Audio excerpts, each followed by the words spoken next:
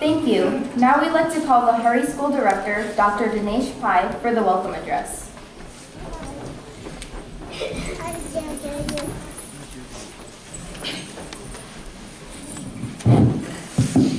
Good morning, everybody, and namaste.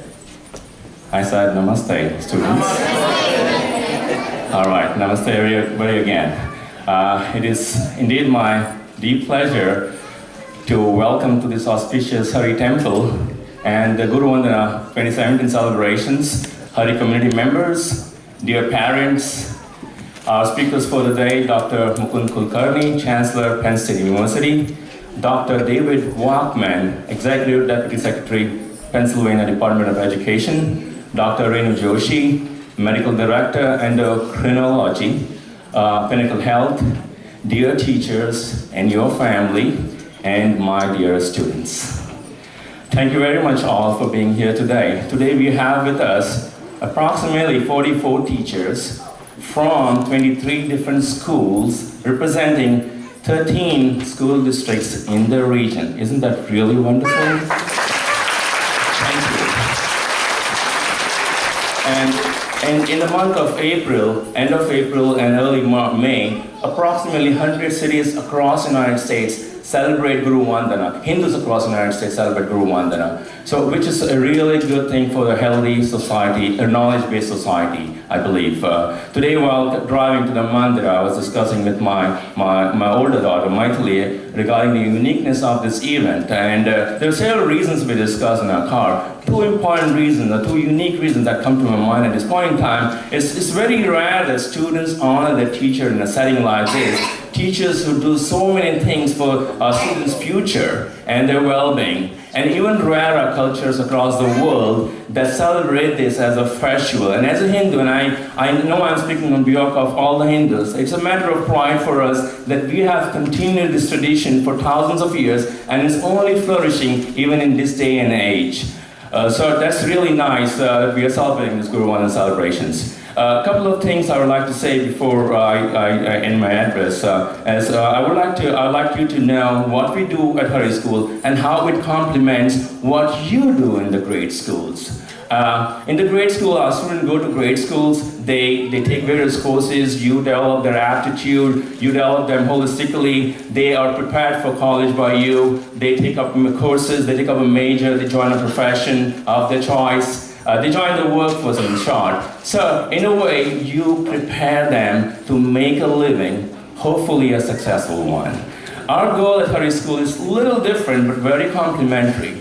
What we do in Hari School is we sow the seeds of self-realization in our students every Sunday morning for a couple of hours. We don't meet 8 hours, actually the way you do, but we meet them 30 Sundays approximately for 2 hours. And in that limited period of time, we do try to sow the seeds of self-realization or self-knowledge or knowledge of self. And that's actually a goal of the Hindu. Now, what is self-realization? What is self-knowledge? It's very abstruse for even adults, leave alone our young students. So what is it? Like for some of us, like you may be wondering, oh, I know my name, I know my gender, I know my race, I know where I live, I know my spouse's name, I know the car I drive. What self-knowledge is it talking about? I know how much wealth I have. So what kind of self-knowledge? So all these things that I just narrated is all external to us. And the more we think external of ourselves, the more we are going away from ourselves. So self-knowledge is something intrinsic.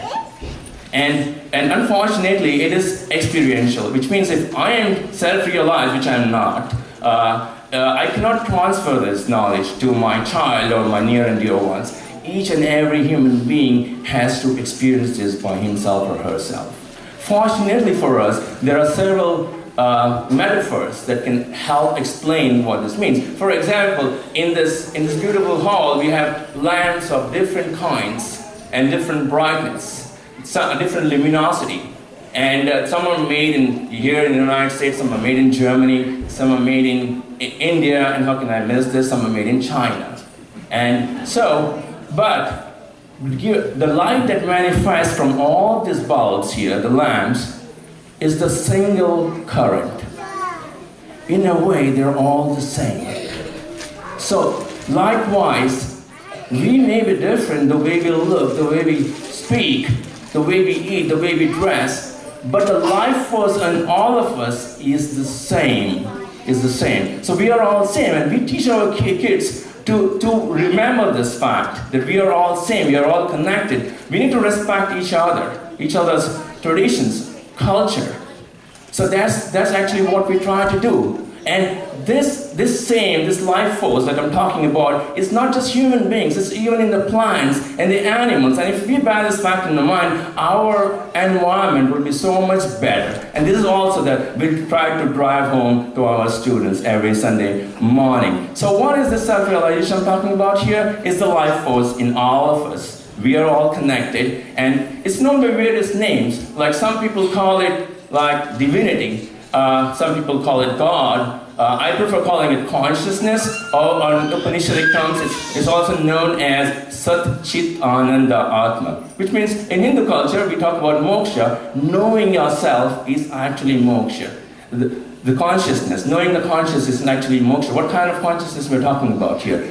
Imperishable, unborn, uncreated, all-pervading, and transcendental. Once we know this, there is nothing else to know. This infinite happiness. So if we teachers were to tell this, our students every Sunday morning, you ought to believe this, it's not going to work with us. So what we do is, we offer various classes Sunday morning. So what kind of classes we offer? We offer devotional music, we offer religion classes in which we teach history of Hinduism, we teach history of our culture, the deep symbolisms in our culture, we talk about great saints in our culture. We offer folk dance classes, we offer various language classes, and we also take them on a field trip so they know our culture and also gel with the culture of the land. And we also organize events like this where they meet a teacher in a very familiar milieu. So in a nutshell, what we do here complements what you do here, and in short, what happens when our kids go to grade school, they learn to make a living. And what we do here complements in a way that we want them to, we actually make them lead their life. And we believe that a combination of making a good living and leading a life will help them see oneness in all and be a contributor to the society. So that's a brief message and welcome address. I will also, today while you're here, you would have probably seen a lot of symbolisms by now, and you're going to see a lot of symbolisms, probably more than any time you have seen in your life on a given day, a single day. So to make it easy for you to understand the symbolisms, we have placed a nice booklet in your welcome kit that will explain the more meaning or deepness of this significance of this important symbolism that you will see in this mandir. We also, while you leave this place, we don't want any of your questions unanswered. So what we've done is, you may have a lot of questions about Hindu culture, so we have placed a nice pamphlet in your welcome kit. It will answer some of the common questions mostly asked by people outside of the culture. It will help you understand our culture better, I hope. So today our students have put together a nice cultural performance. They've put in a lot of hard work. I'm sure you'll enjoy this. And also our teachers' effort in preparing the students. So once again, I'd like to welcome you to this auspicious mandir and to Guru Vandana 2017. I hope you enjoy the program. Thank you. Namaste.